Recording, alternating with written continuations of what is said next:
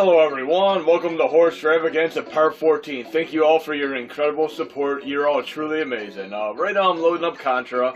Why would this be a Horror Stravaganza game, you might ask yourself? I'm going to clarify why in a moment, but let me start the game for a second. And this was one of the very first games that I ever played. I got it for $10 US from a friend, and I played the hell out of this game, the bejesus out of it, and I did use that classic 30-man code, but I haven't had to use that code for decades now. But the reason I put this in a Horror Stravaganza game is I'm a human, and in the beginning of the game, I'm taking on other humans, and this game actually has really cool similarities to a later game called Crisis, where you start off the game taking on human opponents, and then as you get into the later stages, you take on more increasingly alien life forms and such. But the problem is, everybody's thinking back to the times where we had Mortal Kombat and that whole hoopla and scandal and controversy concerning the violence and such. But there was actually a controversy regarding censorship way before that, and Contra was one of the games that underwent such a scrutiny. I'm going to show you exactly why here, because here we have Contra, which starts out with obvious humans taking on humans. But I'm going to load the European version of Contra. Protector! Oh, apparently I'm a robot now. Let's see what happens in the European version of Contra. Because, God forbid we let our kids shoot other humans in their video games.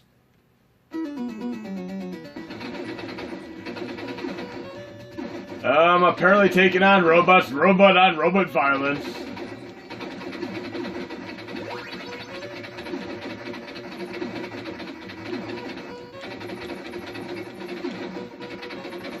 Well, robots taking on robots. But the ironic thing here is many of us in the United States and worldwide know about the Teenage Mutant Ninja Turtles. But also in the 1980s, early 90s, in the UK, they were the Teenage Mutant Hero Turtles because ninja was not an acceptable word for them to use. And not only that, they banned the nunchucks from Michelangelo in the cartoon as well as the video game, so no nunchucks over there back in the day. But once the 2003 series rolled around, things were a little more lax. But I'm going to show you something else real cool, because I'm going to be doing a little bit of a Castlevania thing going on today. We're going to move on to another game right now, but I'm not like the biggest fan of fan-made games or hacks in general, but I try them out nonetheless. I'm going to try one out right now called Castlevania Blood Moon. I give the benefit of a doubt for a hack or fan-made game. I mean, some are exceptionally awesome, which I'm going to showcase at least one or two so you know what I'm talking about. I'm playing a Castlevania Blood Moon. So it looks like the game is redesigned with different graphics and palettes, but they lifted music from another Castlevania game, obviously. But it said prepare to die, I died right away, so it has a little bit of a challenge here. The controls are a little bit off because it feels like I'm on ice skates right now. It's still an interesting game, to say the least, though. And that kickback damage is always fun. I mean, in the newer Castlevania game, the prequel that was released on PlayStation 4 and Switch and such, they actually have an easier mode where you can have the knockback damage disabled. I mean, look what happens when you get hit in Castlevania, you get knockback damage. But some games, when you get hit, you fall right in place and just have a little bit of a few frames per second of invincibility. But this is Castlevania Blood Moon. One hack that's not too bad. Worth checking out.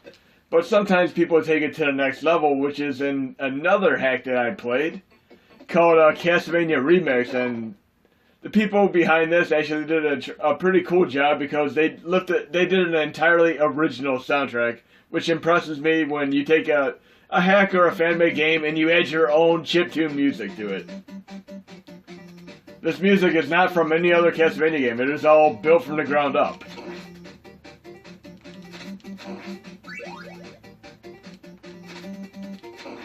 Really cool. Very fitting. This is essentially a little bit of a rearrangement or remix of the first Castlevania game. And Again, as I mentioned, I'm not the biggest fan of fan-made games or hacks, but I try some of them out. For the most part, I almost always, in 99% of cases, prefer the original, untouched versions. I mean, even with Dracula X Rondo of Blood, I don't even play the translated version. I play the original Japanese version because that is still my favorite. The type of hack that I would actually accept would be something like in Ninja Gaiden 1, where you don't have to do the entire last stage over and over again every time you get to the end boss and you die. And then, yeah, you have to do the final 3 stages up to the end boss, and whatever energy you have, no matter how little or how much, you have to take on the entire boss in all its forms with that amount of energy. That is pretty masochistic in nature. Only for true diehards, but if the normal average gamer wants to really thoroughly enjoy it, that's a hack that I would actually completely support.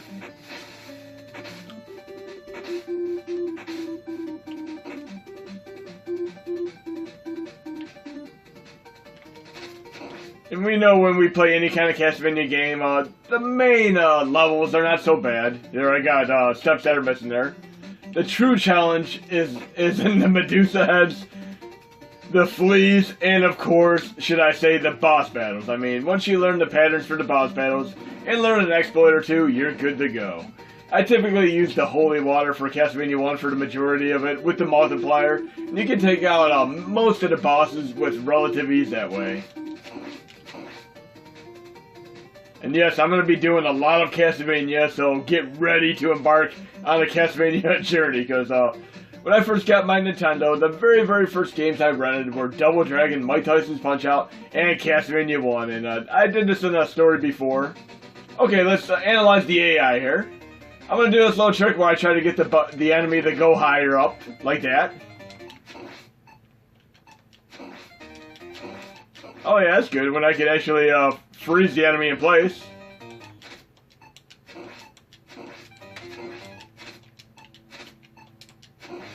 There we go.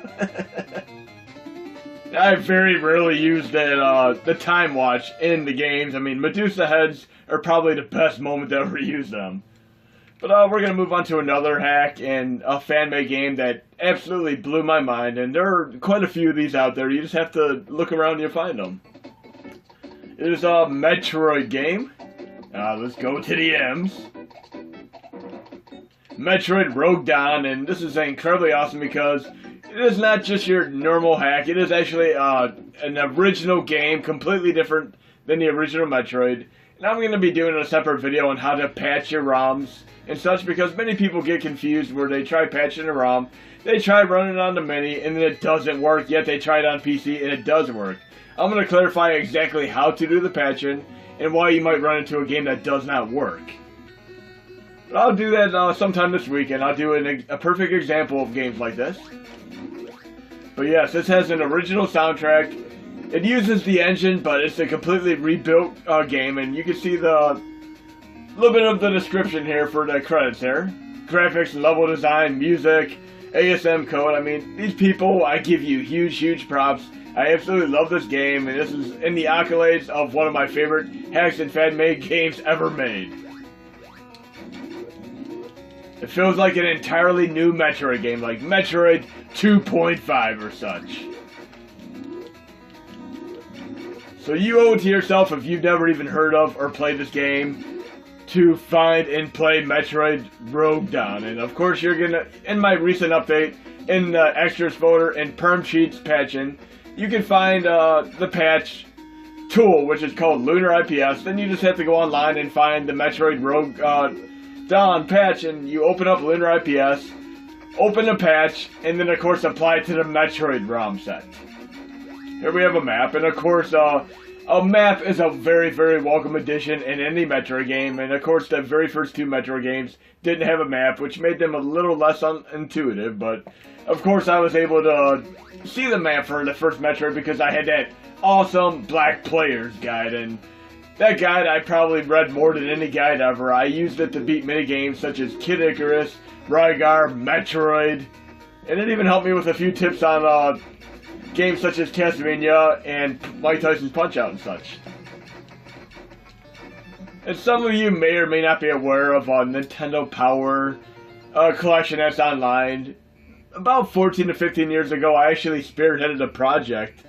And my project, the goal in mind was to try to scan and archive the entire Nintendo Power collection. And yes, those scans you see online are from my original project that I worked on. And I got together and collaborated with a few other great individuals, and Rich Green was one of the ones that I worked with the most. He was incredibly awesome. I'm still friends with him 15 years later.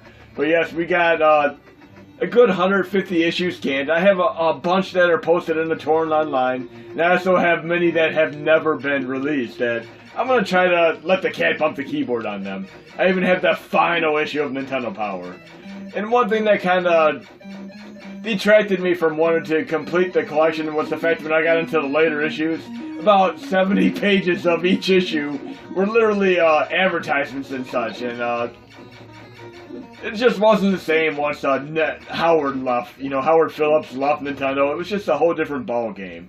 When you go back to the original Fun Club News, it was very, very personalized, not business-like, very friendly. I mean, just family-friendly, and I love the original jokes they used to have in the Fun Club News, like, how do you stop Bull's charge? Oh, take away his credit card. They had all kinds of corny jokes in there, all kinds of funny stuff, and I love the stories that people would actually post. Like, one guy broke both his hands, so he submitted a picture of him beating the game like Zelda with his feet only. I mean, that was incredibly awesome.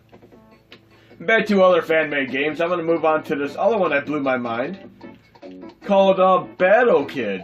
And I actually bought both of these on real cartridges because I had a real Nintendo, and Battle Kid 1 and 2 are incredibly awesome, and I can say the only games that I've ever really played like this are Super Meat Boy, and of course that AVGN game that was on 3DS and the Wii U and such. And I find this a very, very ironic story because AVGN used to be Angry Nintendo Nerd, but Nintendo had a problem with him using that name, so he changed it to Angry Video Game Nerd. And then a decade later, he shows up on the Nintendo system with an Angry Video Game Nerd game. I still need to get Angry Video Game Nerd 2, the game, but the first one is incredibly awesome. And each stage is basically based on the various Nintendo games, such as Castlevania, Mega Man, and so on. Definitely a cool game to play. But Battle Kid took several years to make, and Battle Kid 2 took several years to make.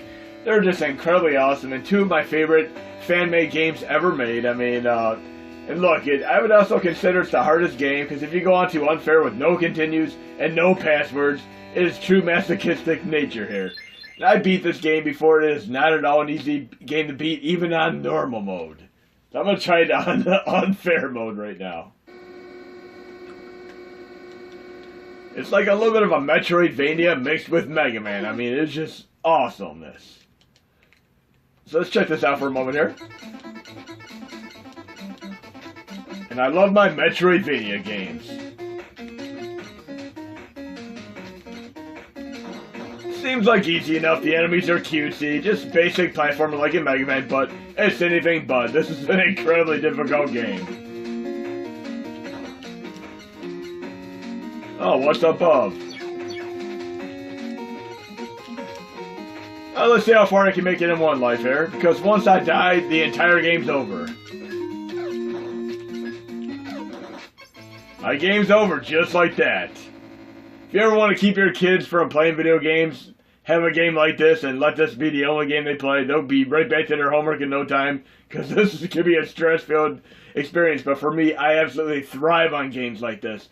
I would actually play this on Unfair mode and see how far I can make it again and again. I mean, it might take me 3 months to beat the game, but Unfair mode is incredibly awesome. Let's try this one more time. Now I'd have to say my favorite fan-made game of all time took approximately 8 years to make.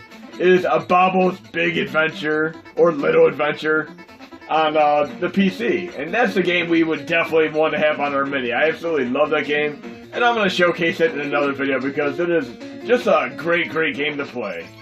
Oh great, my game's over. But if you're going to play this game, I wouldn't recommend trying to do it on the Unfair mode. I would recommend trying to do it on the normal mode, like right here. I'll show you. I would do it on easy mode to start with, because you can have passwords and infinity continues. Or you can do normal with infinity continues and password feature.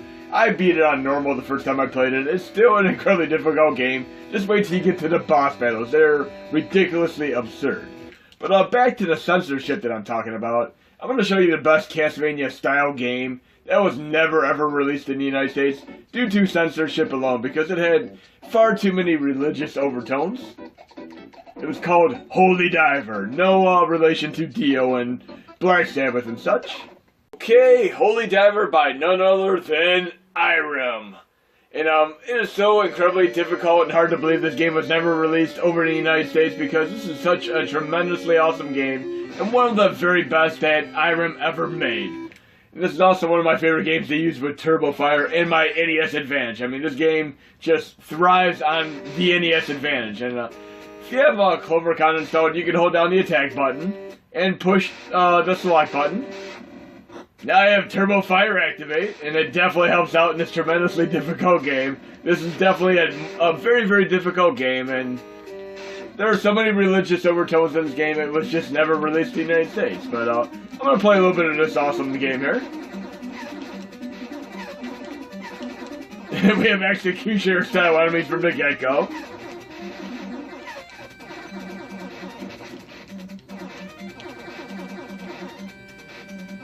And they always say the main causes of violence around the world are money, sex, and of course religion. And a lot of video game companies tried to stay away from religion and stuff like that. Anything that could be potentially offensive. But I really, really wish they would have done something with this game. Even reskinned it, because it is such an incredibly cool game. And it definitely deserved recognition and being released in the United States. But as of right now, it's just a cult classic. Not really well known, except in niche circles. Okay, I think I'm going to need to pick this up to get to the next part. If you don't pick up that item that I just picked up, if you get up here, you won't be able to get to these blocks. So it has a little bit of a Metroidvania style feel to it, where you need to have the appropriate power-ups to get to new sections and such.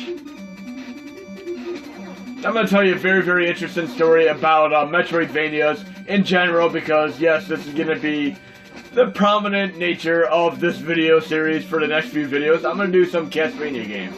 Oh, look, Medusa style heads. These are a little bit more difficult than Medusa heads, because they come back for it. And look at this, this is ridiculous. They don't just float past you, these things come back with a vengeance.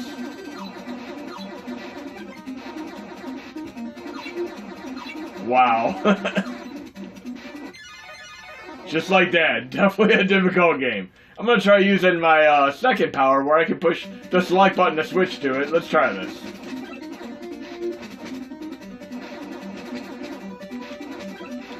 If I push the select button, I can switch to my other weapon.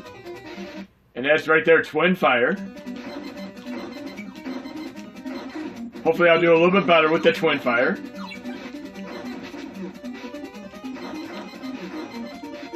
But yeah, if you want an incredibly difficult game, look no further than Holy Diver.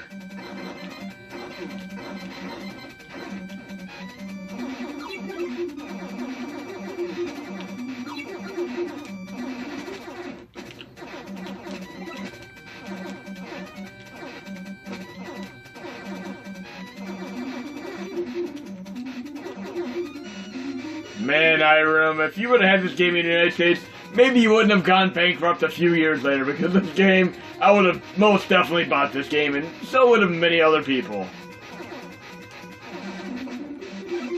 That is just so sad to see companies like Irem. Luckily, the key development team from Irem went on to greater things. Hopefully they're not involved with anything related to microtransactions nowadays, so...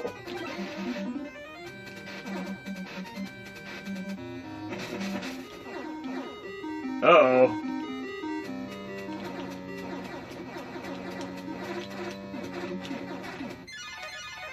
Okay, the boss battles are going to be a bit of a challenge, too. Let's try switching to my other weapon. I'm going to have to learn the boss pattern.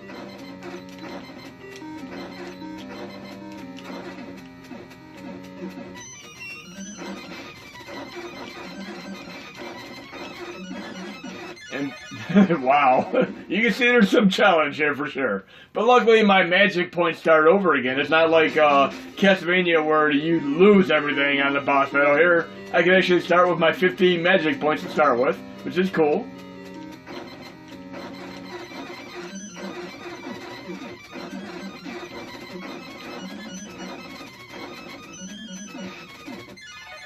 Okay. There you go, a challenging game without a doubt. But I'm going to move on to another game here because, like I mentioned, some games were released only in Japan. I mean, we had another game like that too. I'm going to play it right now. We have the original Castlevania 3 Dracula's Curse, but I'm going to be playing this in a different way than many of you might be aware of. Just listen carefully to the music in particular. I'm going to start out the game and just pay very, very close attention to this music. And there is a 10 guy code for this with help me exclamation point if you want to have 10 guys to start with. But like I said, pay attention to this music here. I'll turn up just a tad. Very, very cool. Awesome Castlevania music, but did you realize that this is actually nothing compared to the Japanese version? This is watered down because the Japanese version uses an incredible sound chip with 3 extra channels. As a result, we have an incredibly awesome soundtrack to boot. So I'm going to let you hear this music for a moment, and then I'm going to load up the Japanese version.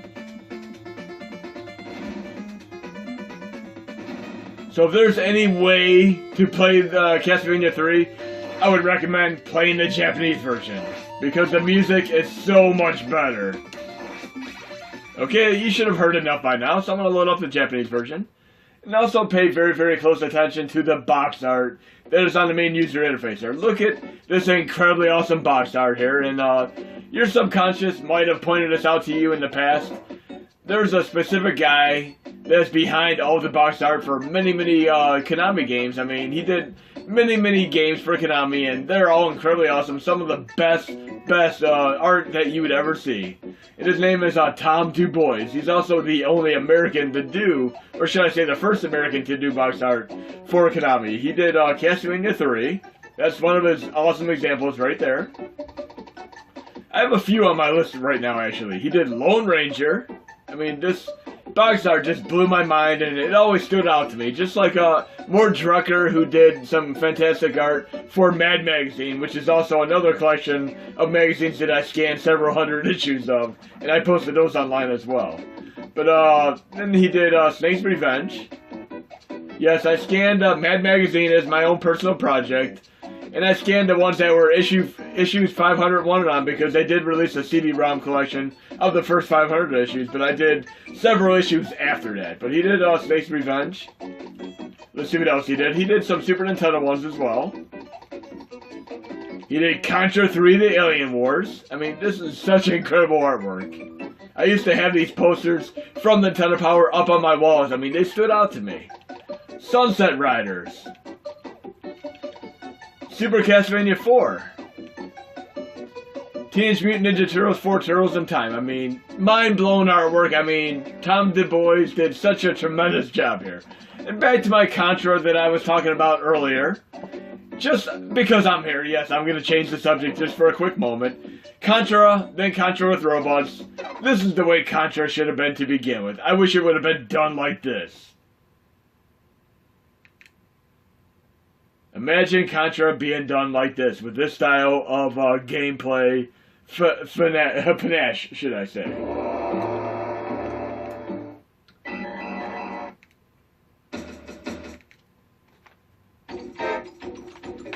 Watch what happens when I shoot the enemies. I really wish this would have happened in the original Contra. I would have definitely got a huge kick out of it. Yes, this is the way Contra should have always been.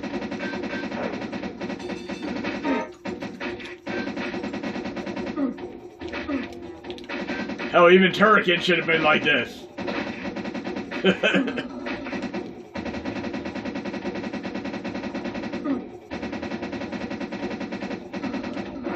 But yes, a very violent game, and the way I wish Contra would have been, but of course, It wasn't. Doom Troopers Mutant Chronicles. Now I'm going to move to the original NES game, Akumaju Densetsu, which is Castlevania 3. And again, remember the artwork for Castlevania 3 here. I'm going to show you one more time. Castlevania 3 Dracula's Curse. Incredible artwork. I'm going to show you the Japanese artwork. Look at that. Such a tremendous difference. Kind of corny, but still cool. Well, yes, this is the Japanese version with a much, much better sound chip. And I am running this with Dystopia right now. 3 extra channels, so a much more oomph to the soundtrack.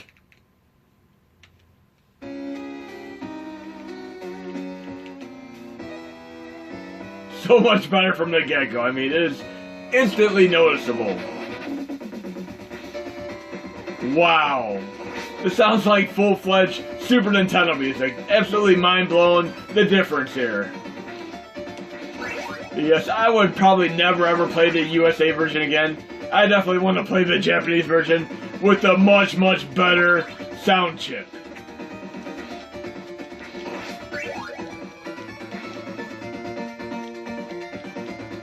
Completely blown away by the extra depth to the music here. You know what pure blasphemy is the fact that they never ever had Grant show up again in another Castlevania game, to my knowledge. I would have absolutely loved to see Grant show up in the prequel that came out earlier this year, as well as I would absolutely love to see him show up in the upcoming Castlevania game that's coming on PS4 and Switch and such. We need more Grant Dynasty, for sure. But again, we're talking more about Castlevania today, and I'm going to be moving over to the PlayStation 3 to show you probably, quite possibly, my favorite Castlevania game of all time. I mean, we have our Rondo of Blood, we have our Symphony of Night, but there's actually one particular Castlevania game that I played more than any of them, and I'm a big, big fan of it, and there are many reasons why, which I'm going to go over.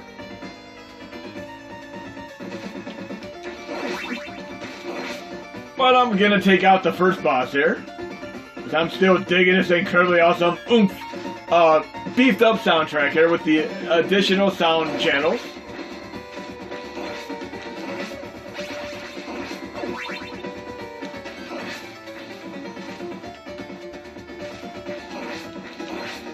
I'd have to say at this point, if I'm going to pick any video game series, that'd be my absolute favorite out of all of them. I'm sorry, I'm going to pick Castlevania as my favorite series. I love my Mega Mans, I love my Metroids, I love my Zeldas, but I have so much history with the Castlevania legacy, so I'm going to pick this as my all-time favorite gaming series. If I was stranded on a desert island, and I could only pick one game series, it is of course going to be the Castlevania series. And there are a lot of them in the legacy to boot. Knockback damage, here we go.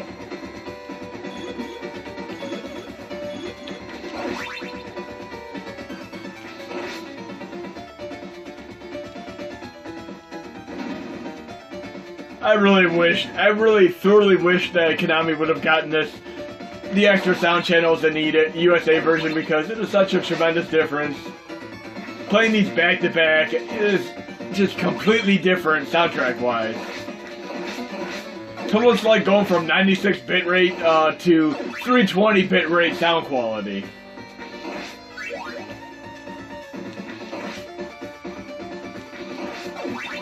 And Konami, if you're listening, you really need to do a Castlevania Legacy Collection, similar to the Mega Man Legacy and Mega Man X Legacy Collections. We need to have our Castlevania 1, 2, and 3, 4, and all of those in a collection. We really need them, without a doubt.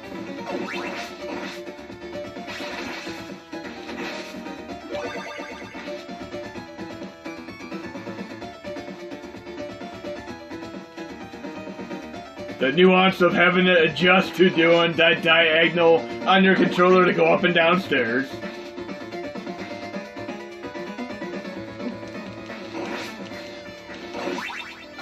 Yes, when I play this game, I nearly always use Grant. I mean, sometimes I use Sophia and Alucard, but I absolutely love using Grant the most.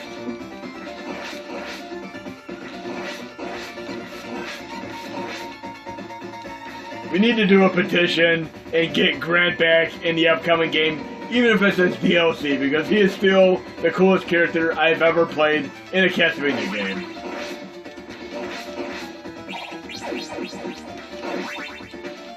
But as soon as I beat this first boss here, I'm going to move on to the PS3 and show you an incredibly awesome Castlevania game on PlayStation 3 that is also on Xbox 360 and of course PlayStation Now on the PlayStation 4.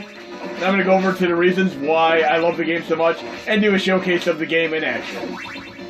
But let's take out this first boss here.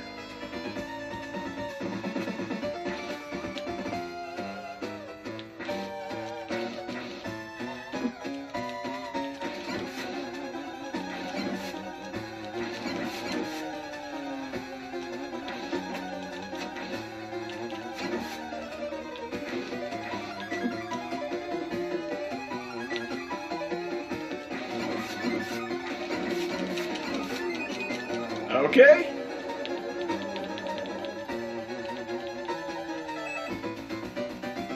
Oh wow, such awesome music here. Just absolutely digging it. Definitely check out Akumaju Densetsu. I'd actually recommend running it with Nostopia, but we're gonna move on to playing the Castlevania game on my PlayStation 3 right now. Okay, switching over to the PlayStation 3.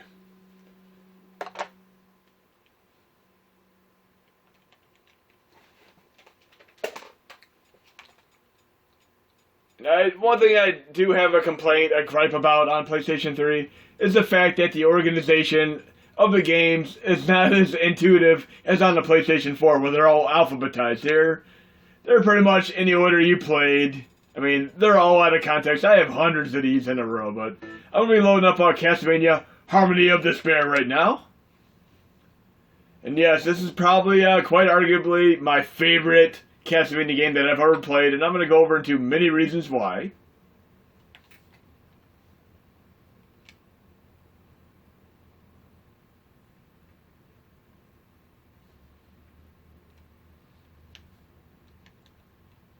I picked up this game on my 360 in 2011. I played it a little bit, then I ended up picking it up on PS3 soon after, and I'd have to say out of the MMORPG style games that I played over the years, this one, along with Phantasy Star Online V1 and V2, and of course Destiny, a little bit of Call of Duty, some World of Warcraft. I'd have to say this and Phantasy Star Online V1 and V2 are the two games that I played online the most. Just an incredible game. I mean, from the get-go, you can play online with 5 other people. You can play with 6 people, which is incredibly awesome. The music is incredible. I can play local play offline. I can play online. I have to say, I played the game completely offline until I got to the 10th level of DLC, and I was unable to beat Dracula. Then I tried it online, and I was absolutely hooked. But I'm going to go to local play right now. I can change my characters. And here are all the characters that I can use in the game. I have some DLC characters here. These are characters from various Castlevania games. Soma Cruz, Alucard. And look at Alucard backwards. It's Dracula. No, he's Dracula's son to begin with, but that's always a cool little thing that some people aren't aware of. It is actually Dracula backwards. Jonathan Morris, Julius Belmont, Richter Belmont, Shanoa, Charlotte, Yoko, Maria, Simon Belmont, Getsu Fuba. But all incredibly awesome here. So you have all these characters and some DLC characters. I'm going to start out with Simon, of course. Then I can select a chapter. I'm going to go to my chapters. I have all the chapters because I have the DLC included. I'm going to go to chapter 10. I have a shop I can go to if I would like to buy items or sell items. And you can actually equip items like you do in Symphony of the Night. So it does have that Metroidvania feel to it. I'm going to start the game. And this absolutely blew my mind the very first time I played it. It is still incredibly awesome to the day.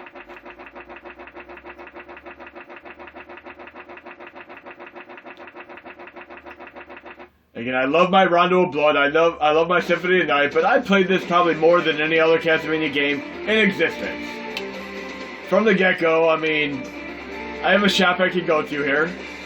should I say, little place where I could arm my character with I could change out my offensive gear, my defensive gear.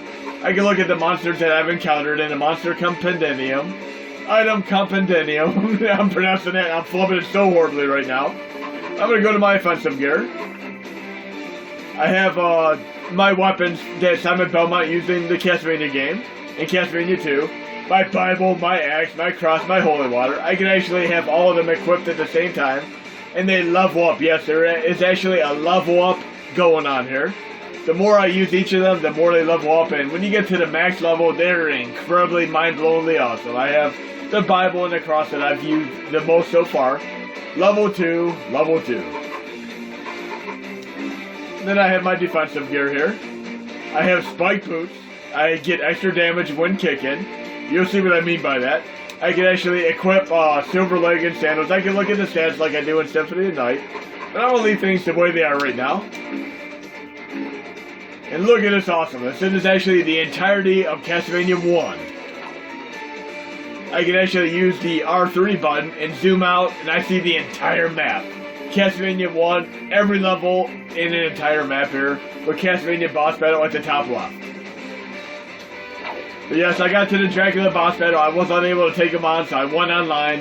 And once I beat it on normal, I played hard mode from that point on. And like games like Borderlands, you have an RNG factor going on here with loots and rare, which is completely awesome. Every time you beat the boss, the end boss for each stage, you actually get a boss chest, which can give you varying degrees of RNG, loot, and rare. And I'm going to show you at the end of this video a little bit of a je ne sais quoi as far as the loots and rares that you can get in this game. Now I'm going to offer up an open invitation here for those of you who have the PlayStation Network and such. Add me on PSN under KMFT Manic, and maybe we could try some Castlevania Harmony of the Spirit online, because it is one of my favorite games to play online, and let's do some hard mode together, guys and gals. I'd love to see you online. And this is the only game that I play online along with Tekken Tag Tournament, so I don't really play stuff like Call of Duty online anymore, but I'll most certainly play this game online.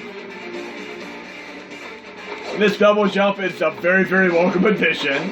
Look, I can fall in the water and not die instantly. I just lose some energy instead. Oh yeah, I can use the L1 button to do a little bit of a backstep here, which is really cool. Little dodge attack. I can do a slide move.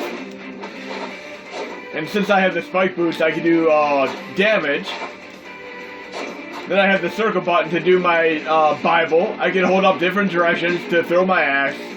My holy water, my boomerang, really, really cool. And if you look at the green meter at the top left, it replenishes. So I have unlimited item usage, but it just has to replenish. Very, very cool game. Mind-blowingly awesome. Let's see what's in chest here. Assassin's Cape. So yeah, after you beat each stage, you can check out the new stuff you have, sell, buy accordingly. Look, I can even skip the boss battle, but he'll follow me forever until I take him out.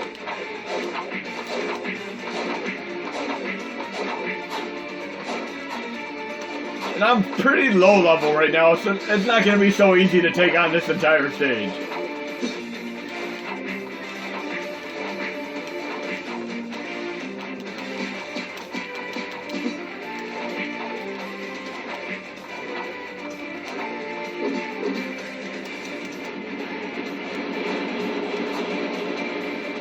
This is so cool.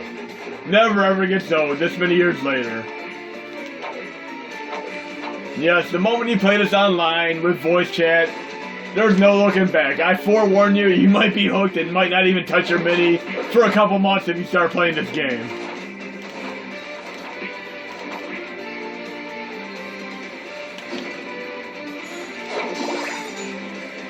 And like I said, I'm fairly low level right now, so this is not a very easy stage to take on. This is actually the 10th level in the game, so the challenge level is pretty much acclimate to that stage. Kung Fu suit. Why not a ninja suit? Come on, Konami, stop your censorship. I would actually love to see this have a comeback, because we really need to have a Harmony to Despair 2 or some other sort of MMORPG style game for Castlevania.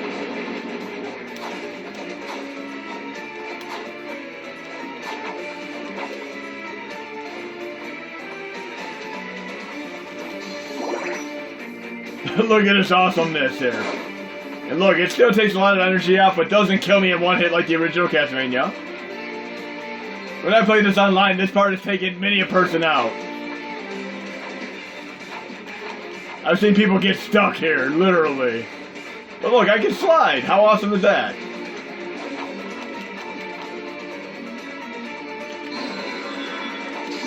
And yes, I can have items on my L2.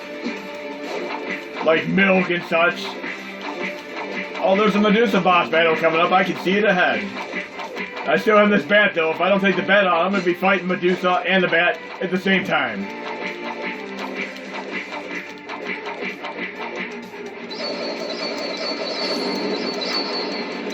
I really got to take that bat out. It's probably going to take me out. There we go. I failed. Like I said, I'm a little bit low level here, but I'm going to go back to the main menu, and I'm going to try one of the earlier stages. I'm going to level up just a little bit.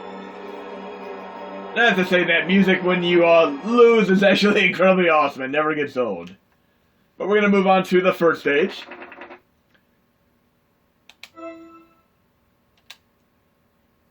And there's actually an RNG exploit that I'm going to cover too.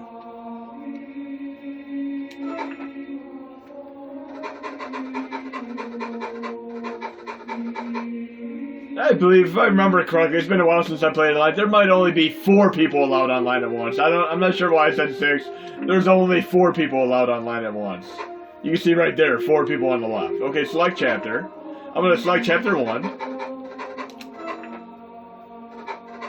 Start the game. And get ready for the awesomeness. I'm going to beat this entire stage right here and now. Here you go, Dank Games. You want to see some gameplay? Here you go. I'm going to beat this entire stage for you.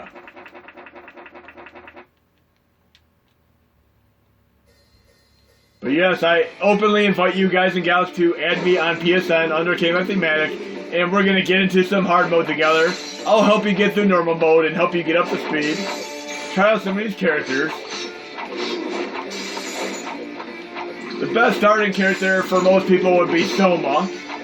Soma is pretty overpowered. I mean, once you get some of the better rares and such, he's absolutely untouchable, and he can single-handedly take out the entire hard mode by himself. But it's very, very fun playing Simon here. He also has a smaller stature than the other characters, so he can avoid many, many enemy attacks. I'm absolutely digging the soundtrack. Mind-blowing soundtrack here. And I did actually buy the soundtrack.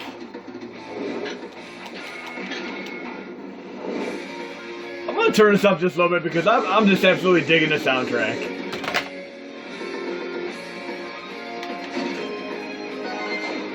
California roll. I absolutely hate seafood, so I'm not going to be eating that California roll, even if I'm on the boss and I need a little bit of help. No thank you.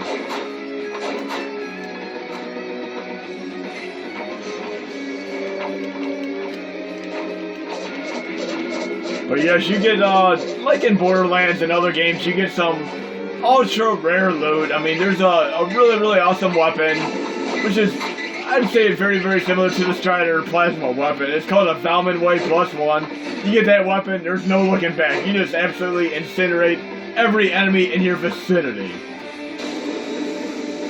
In many games that I played over the years, I have various setups. In this game, I actually had almost like a succubus style setup where I actually lose energy when I hover. I can literally hover. I'm going to turn it down just a little bit so I'm not drowning my voice out. But I had a setup where I was actually, every time I could actually float midair with Soma, and I would lose my health when I float midair, but if I attack enemies, I could actually drain health from them. So it was an awesome, awesome setup. And those of you who play online with me, we're going to get to that setup together.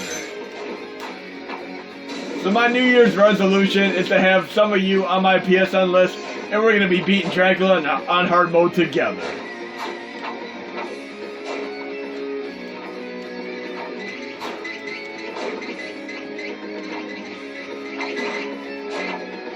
I have to hit a switch, apparently.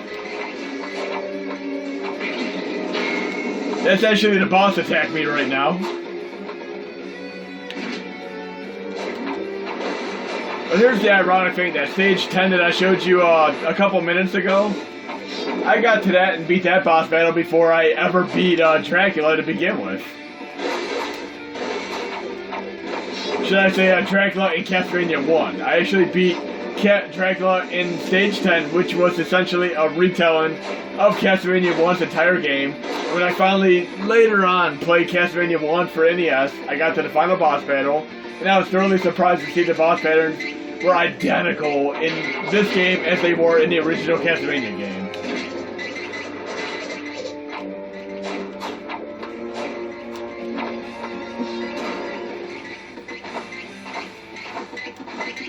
There's a little bit of a Metroidvania feel here, as I mentioned. You can get lost in these levels.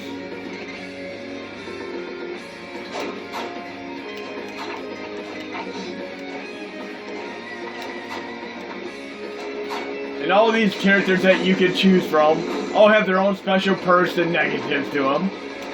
Simon's negative is that he can't equip any other weapon. He can only use the whip. That's it. His only weapon is the whip. If you use somebody like Richter or Jonathan, you get other various armaments. Like Richter has martial arts, which are really cool to check out. But Simon is definitely fun to play for nostalgic appeal.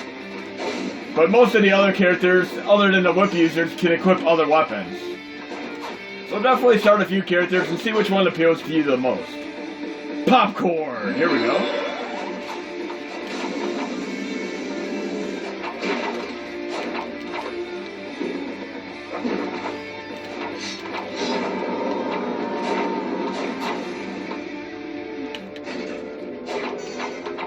Now I'm going to have one other added bonus at the end of this video. I'm actually going to recommend a few Netflix movies for you to watch, because this is a Horror Stravaganza video after all. But I'm going to talk about two other horror movies that I recently watched.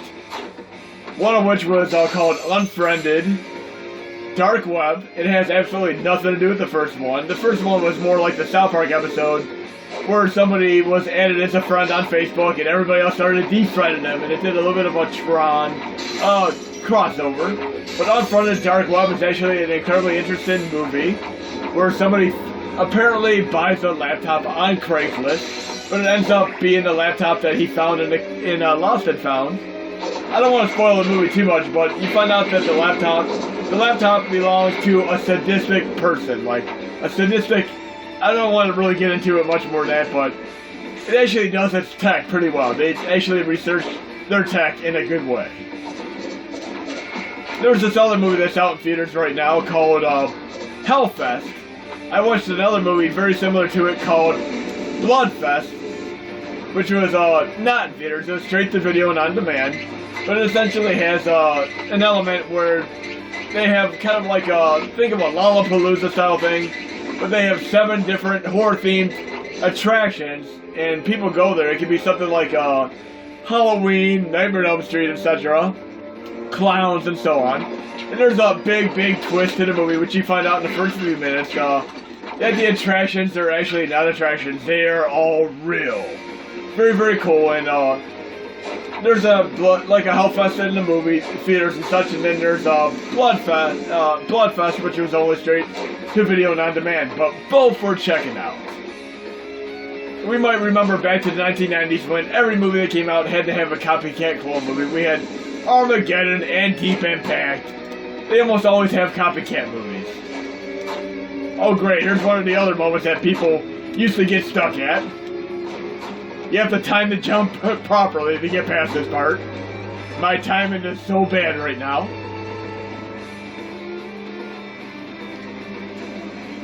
Yes, there were actually people who would spend 10 minutes trying to get past this part alone, and we'd be on the end boss battle while they're still stuck there trying to do the jumps.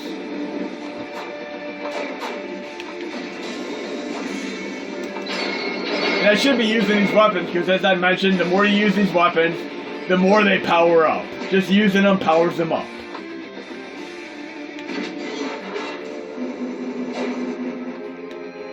I don't want to go down there. Just bring it back.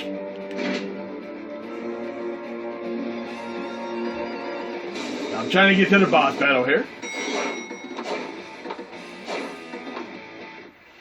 And here's the boss battle. Very, very cool boss battle here.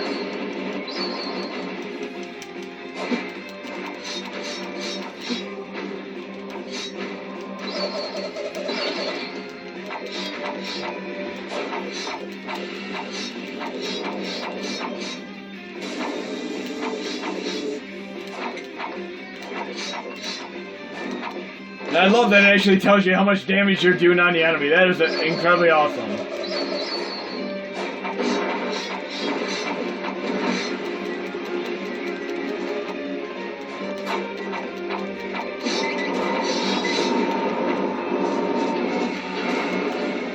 And as I mentioned, when I beat this boss, I'm actually going to unlock a boss chest, and I have a chance to get some ultra cool rares. Obviously, I'm not going to get as cool rares in normal mode, but if I get to hard mode, I have a really, really good chance of getting some awesomeness each and every time.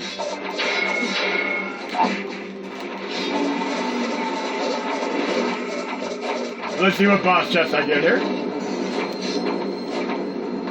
Okay, the moment of truth here. A high potion? Come on now! I want some ninja weapon.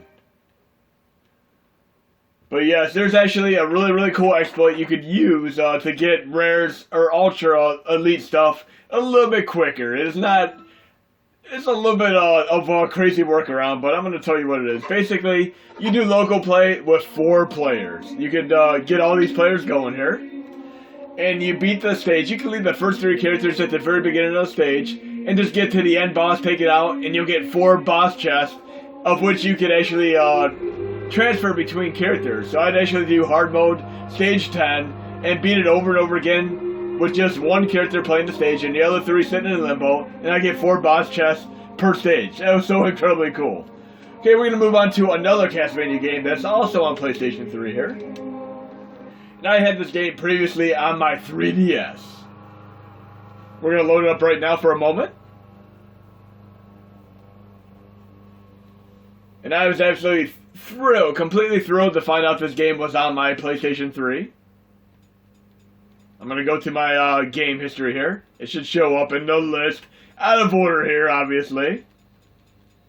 Again, on PlayStation 4, they're in alphabetical order. It is pretty irritating that Sony never fixed this, because you got to scroll through their games to find it. But it'll be here anytime now. There we go. Castlevania Lords of Shadows Mirror of Fate HD. This game was also released on the 3DS. I have both versions, but I was absolutely thrilled to have this on my PlayStation 3. But come on, Sony. After all these years, you could have easily gotten these in alphabetical order.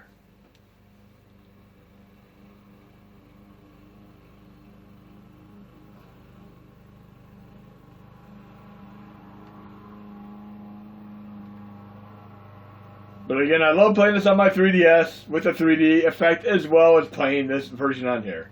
It is not quite Metroidvania, it's more linear than you would expect, but you play various characters from the Castlevania Legacy series. Very, very cool game, and definitely worth having. Like I said, I've played each and every Castlevania game over the years, and I love all of them. I mean, even the bad ones, even the Tiger handheld electronic ones, are still thoroughly fun to play.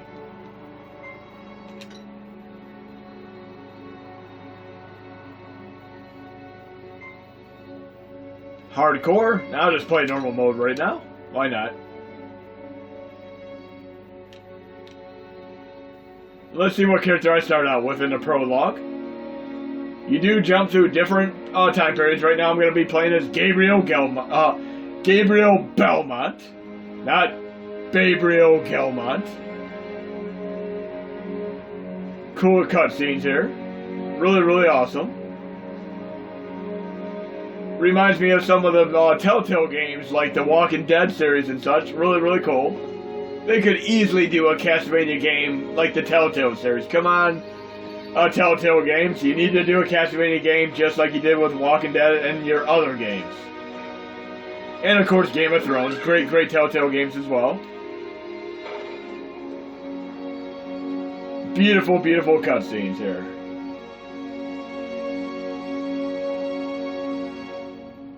Okay, apparently she appears to be pregnant and she didn't want to tell him.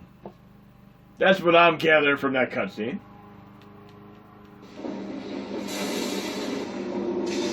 Again, the production values on this are pretty awesome.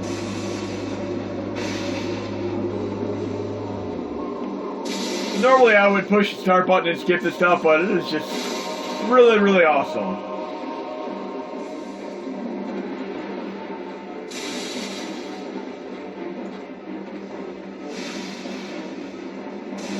I'd have to say, throughout the years, I'm guilty of skipping cutscenes in many a game, but there are certain games like Castlevanias and God of Wars that I am actually thrilled to watch all of the cinematics for. And I'm actually playing the game right now. Look at that awesomeness there. I am actually playing the game. Very, very cool here. Absolutely digging this.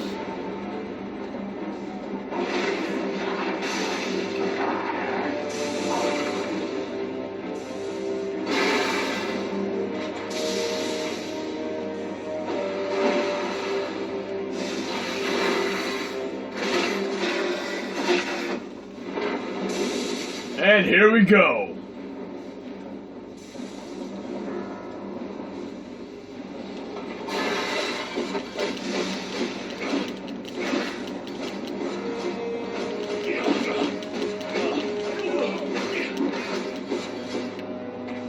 The game is still just as impressive as when I first played it a few years ago.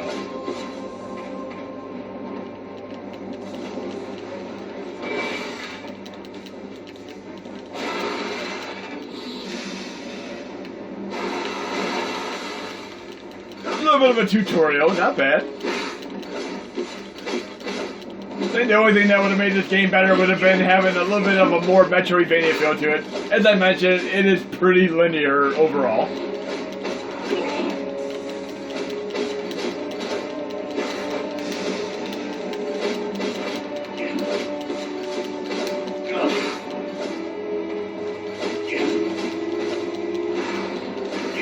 Well, loving each and every aspect of this game, from the graphics to the music to the sound effects, the gameplay, and the fact that you can use various Castlevania characters from the legacy of the canon series.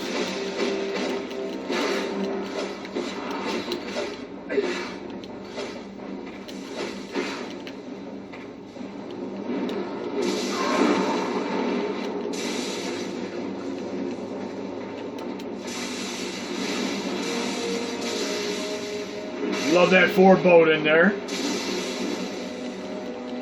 One can never have enough Castlevania. I need a t-shirt that says that. Or a bumper sticker for my car.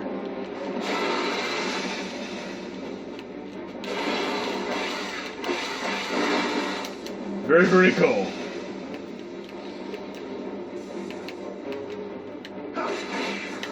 Come here!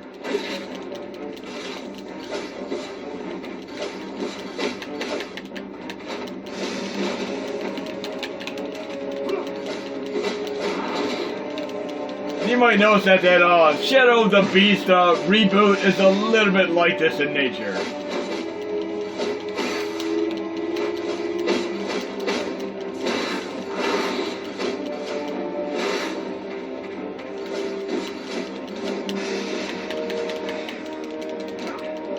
Awesomeness, I love it.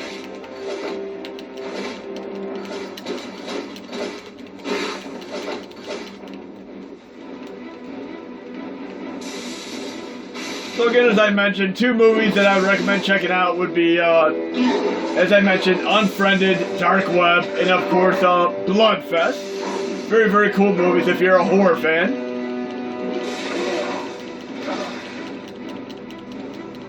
And I'm absolutely excited to see the next month, October 26th, the Castlevania Season 2.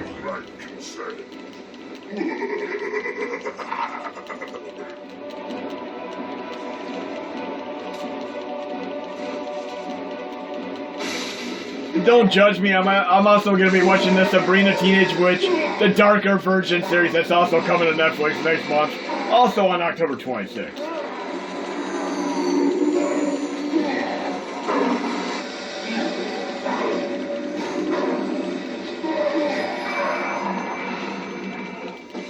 Okay, let's see what comes up next here. We got a few minutes left.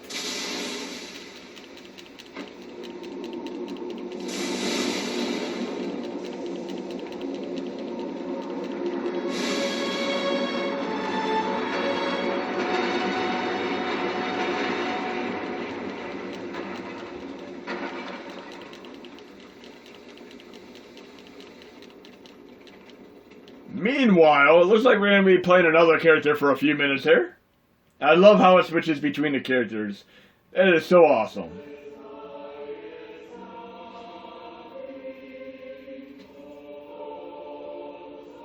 That looks like a character right out of the Dark Crystal movie.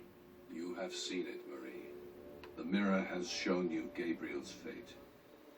You must protect the child from his father.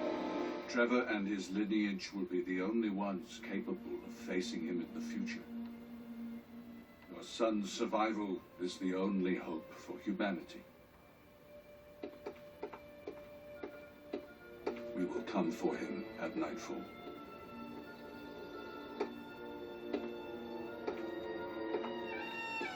I don't think I'm going to be skipping any of these cutscenes. I'm actually enjoying these. Come on, Telltale Games, you need to make this happen, Captain.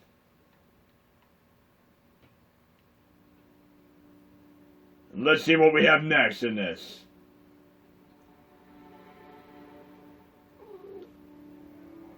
And lo and behold, it's Trevor Belmont.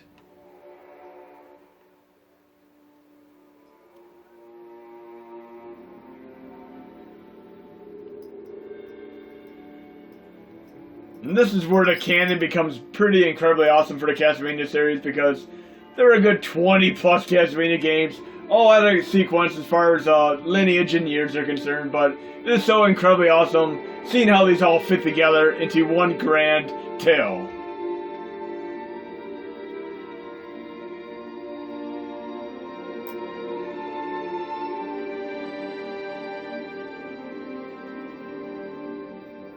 And we're going to see what character I play next here.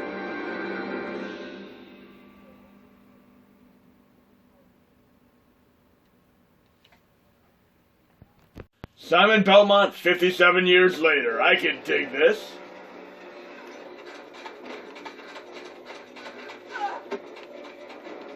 Run, Simon, don't stop.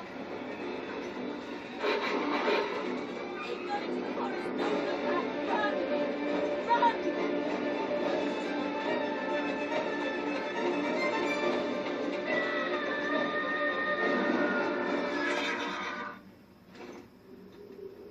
Very, very cool.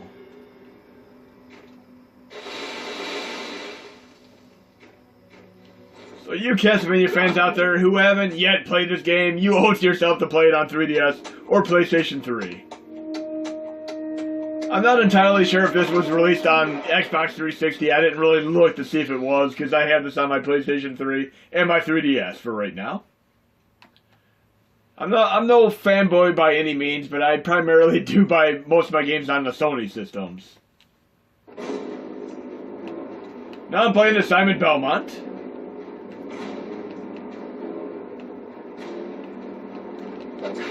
Awesomeness.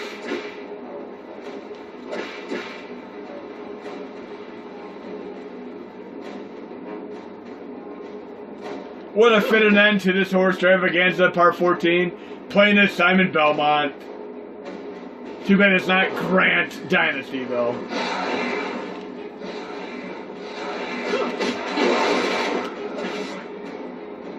And look, here's a cool thing about this. I actually earn experience points with Simon Belmont, and I can unlock new skills by killing enemies. That is awesome.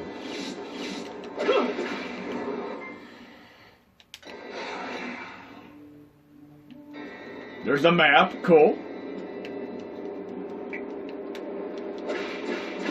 See if I can unlock a new move throughout the rest of this video here.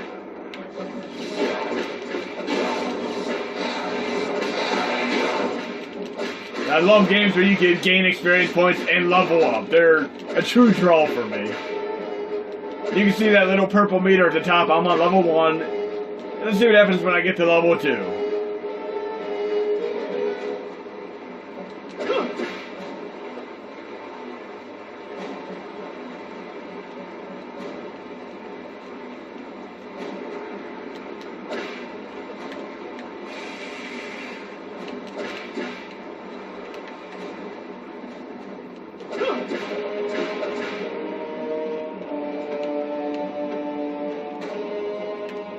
Oh, a little bit of a puzzle here.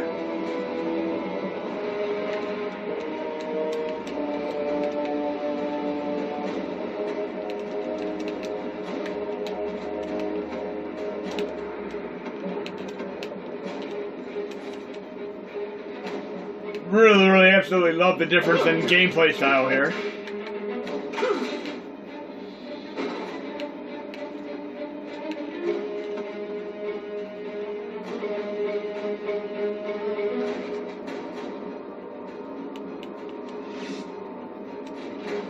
Awesome. So it's one of those games where you can search every nook and cranny to find some hidden items and such. What the hell's going on here? Come on now.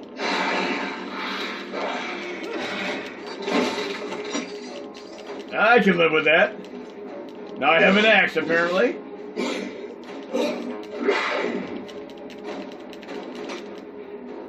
I have obtained a throwing axe.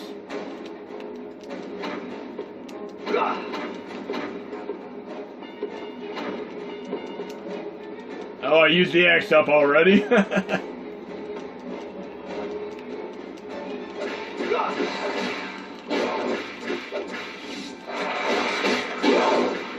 want to get to level 2 here. See what kind of moves I can unlock.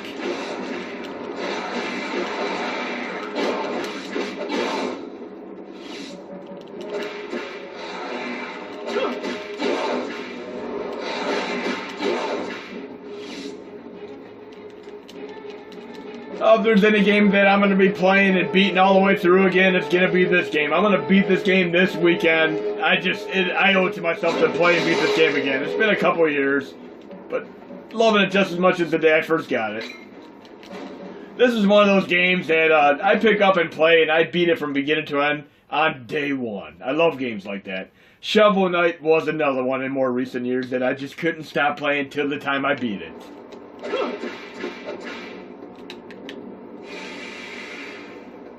And it looks like my health is maxed out, but I could level it up throughout the course of this game.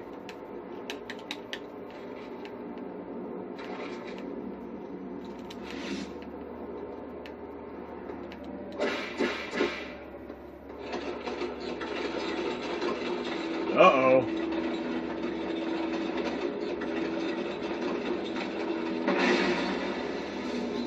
I love the cinematic approach this game has as well. It's just so awesome.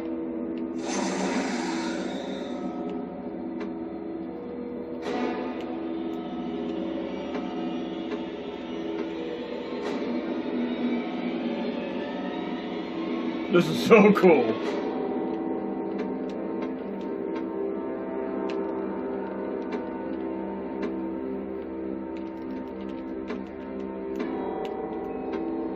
This incidental music really gets me right into the game.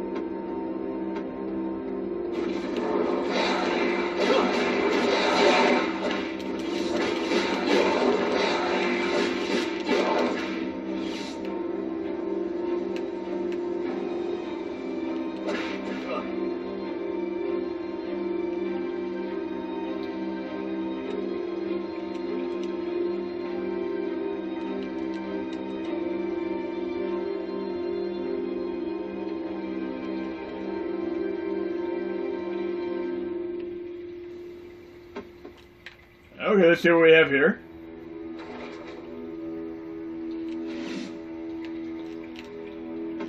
There's a little bit of a Metroidvania thing here because I can't get up there just yet. I need to get a special item or weapon or such to be able to do that.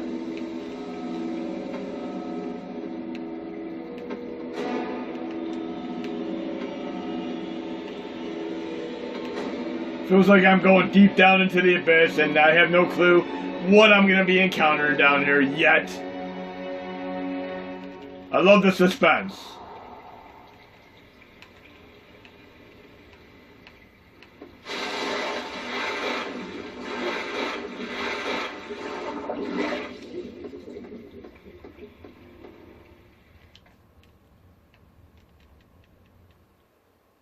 And yes, there are plenty of secrets in the game.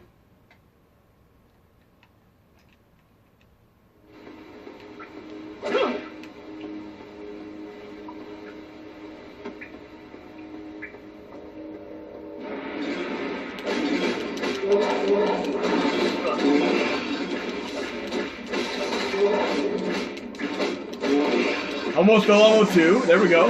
I have a new skill. What do I have? Let's see.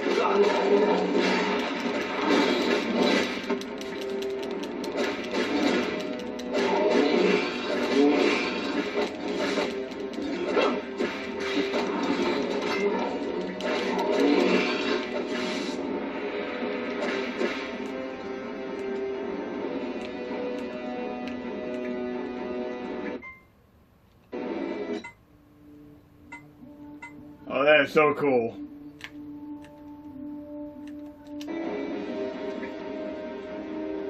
Love the fact that the game does have an in-game map.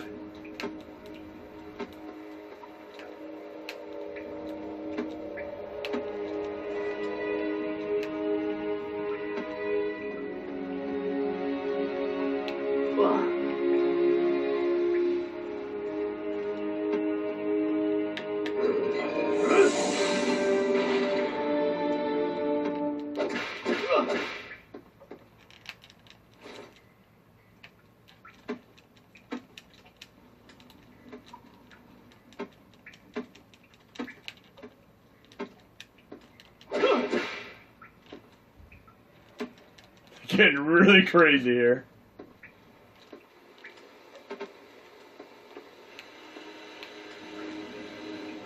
I do love the elemental dispenser because you really don't know what's coming next. Really, really awesome. Yeah, it's been a couple years. I'm certainly going to be playing this entire game again.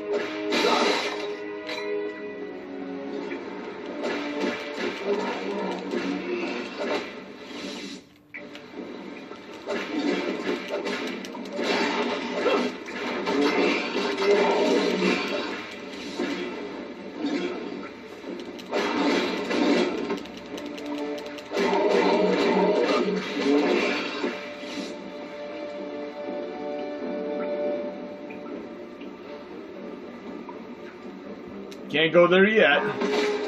Oh, well, I failed. See where I leave off at.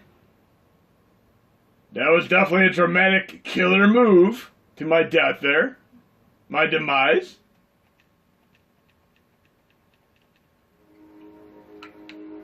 Okay. Let's try this again, see if I can find out where to go again.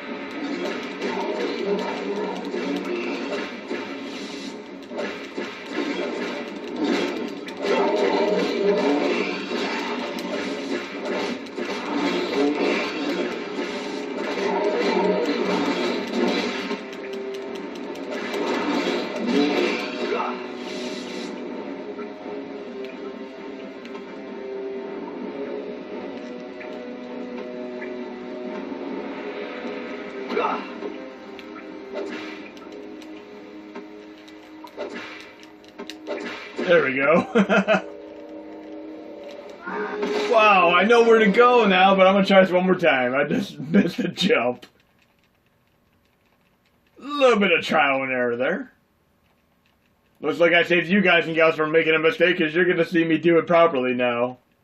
Hopefully.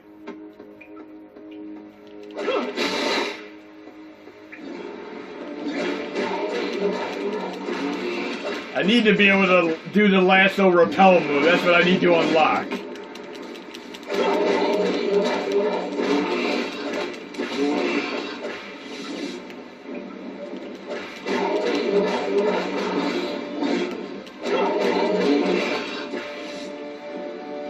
Let's try this again.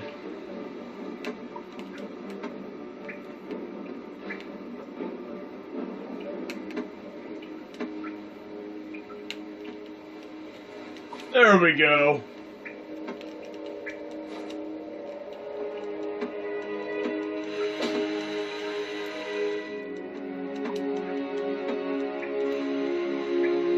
Beautiful environments here.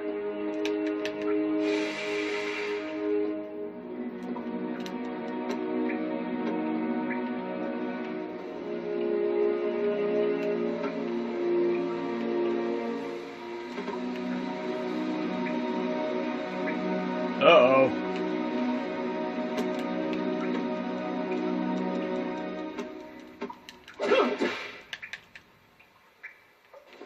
Cannot be used right now. Come back later.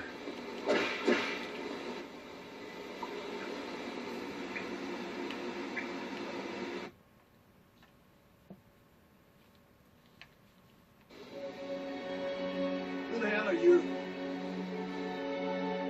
Stand aside.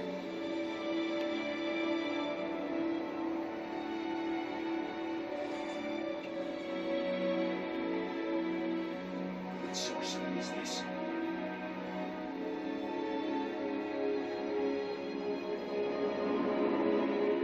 No. No. Show me more, damn it. That's not enough. I need to see more.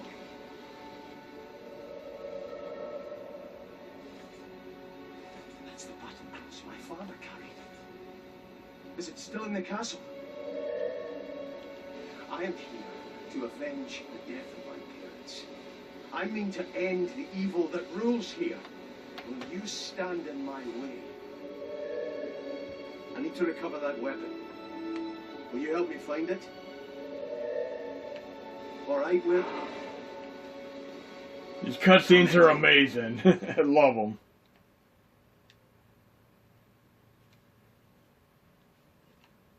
We'll finish out this little sequence of Simon Belmont.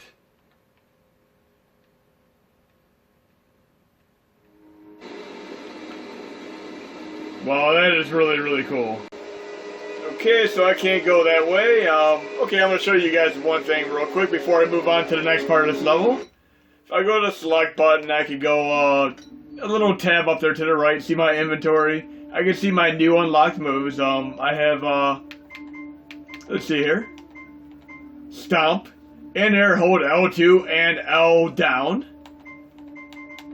Area attack, combo final. I mean, this is cool. You unlock a bunch of moves here. Look at this awesomeness.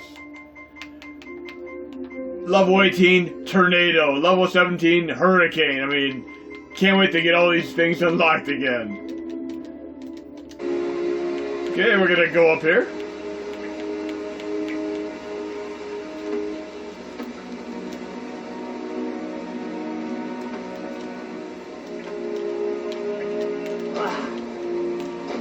That's cool.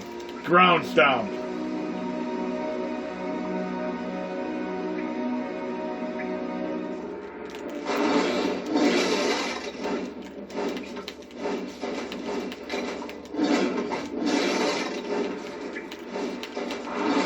Very, very cool. Very acrobatic now.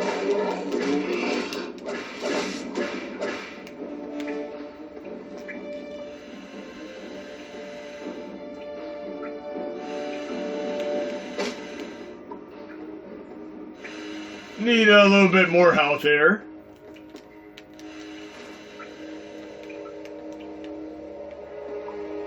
Oh, great. It's like an acid bath, it looks like.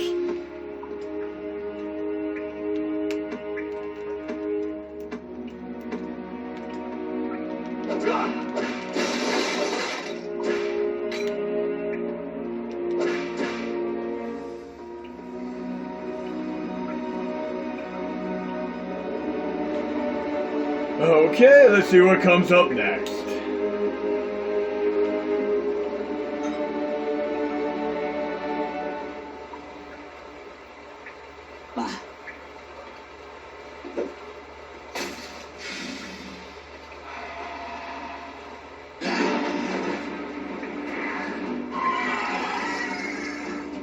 I don't have much energy right now, so I have a feeling I'm not going to make it to this boss battle.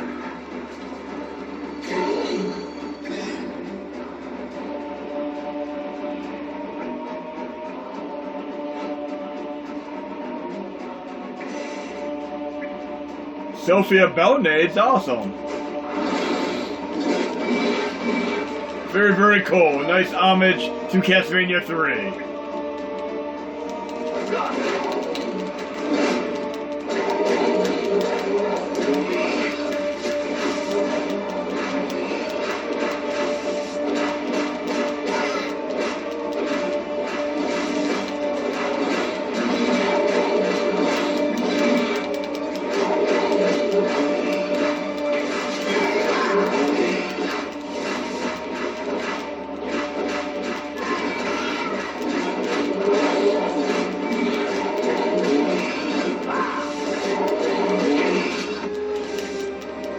Okay, let's try this one more time here with full health.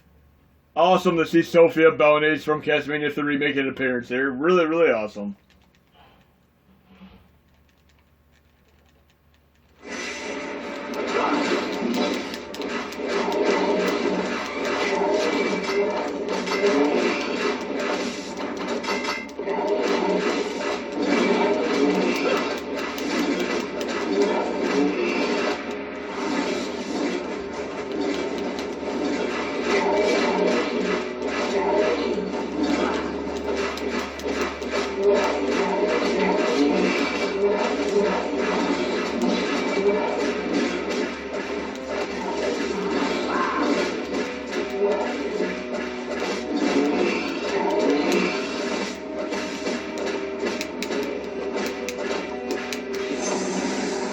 Okay.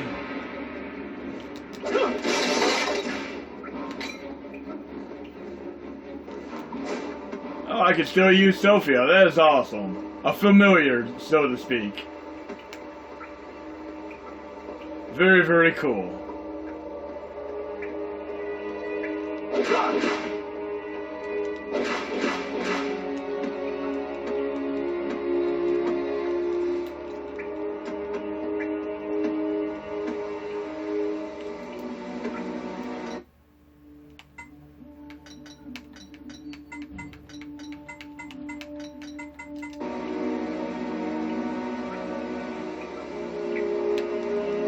Make sure I'm going the right way here. I don't want to do any backtracking unnecessarily.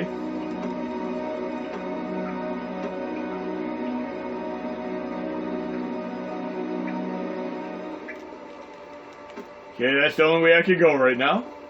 Just making sure. We all know how Metroidvania games are with their backtracking.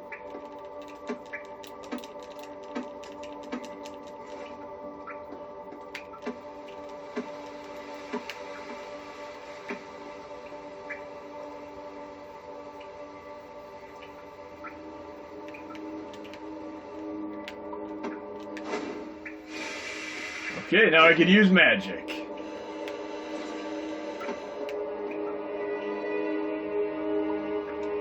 Oh, look at that. I can go right to the steam without being hurt now. That is awesome.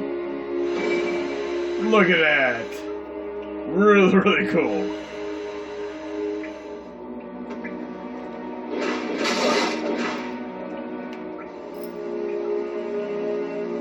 But hope you enjoyed Horse Stravaganza Part 14. Again, you've all been incredibly awesome. And you definitely need to check this incredibly awesome game, Castlevania Mirror of Fate, out.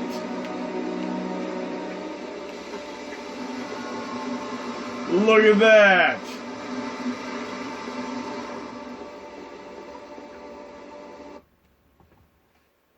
Beautiful game, well worth the $10 US dollars that I spent on it. That's all it cost me was $10 US dollars.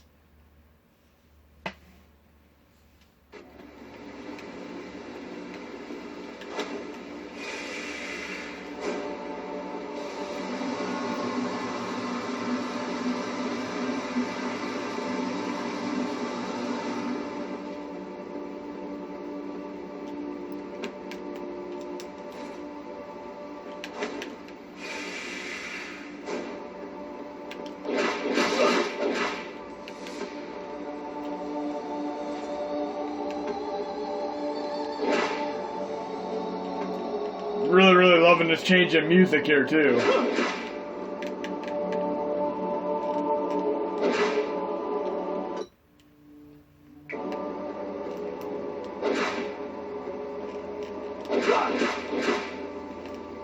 Okay, I see where I have to go now.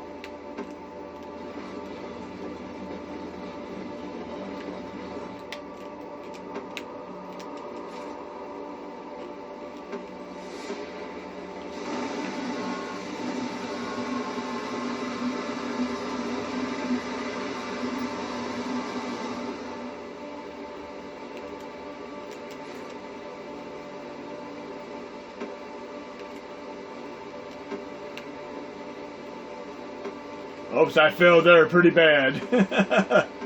Wow. Let me replenish my magic here. There's my fail for today. Try this one more time.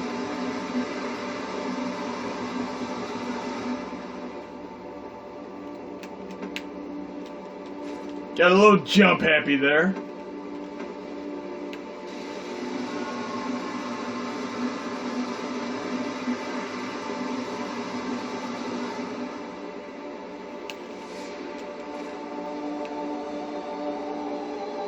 Great, I don't think I have much magic left there. Oh, great. I have a feeling there's a magic refill right up there to the top right. Let me check real fast. Have to have the timing perfectly so I don't have my energy completely deplete. Okay, let's try this one more time.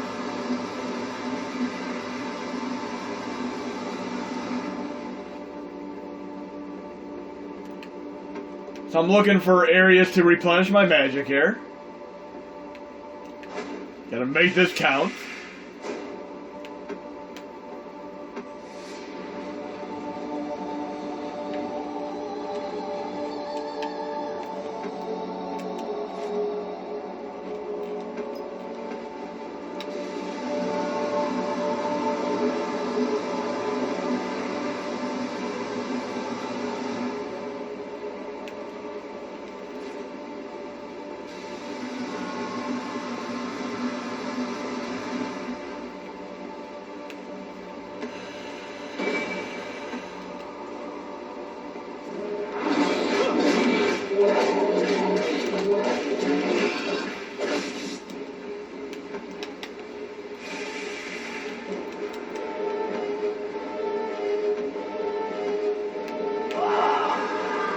We don't want that to happen. Come on, Sophia, come back.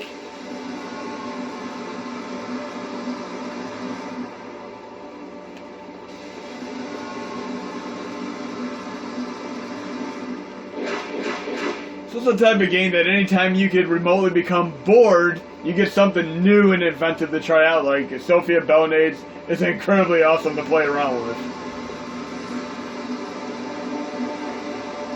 Look at that, right down to the last bit of magic there.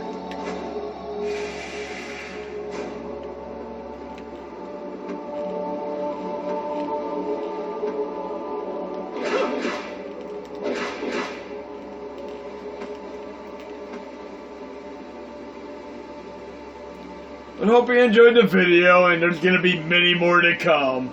Check this game out.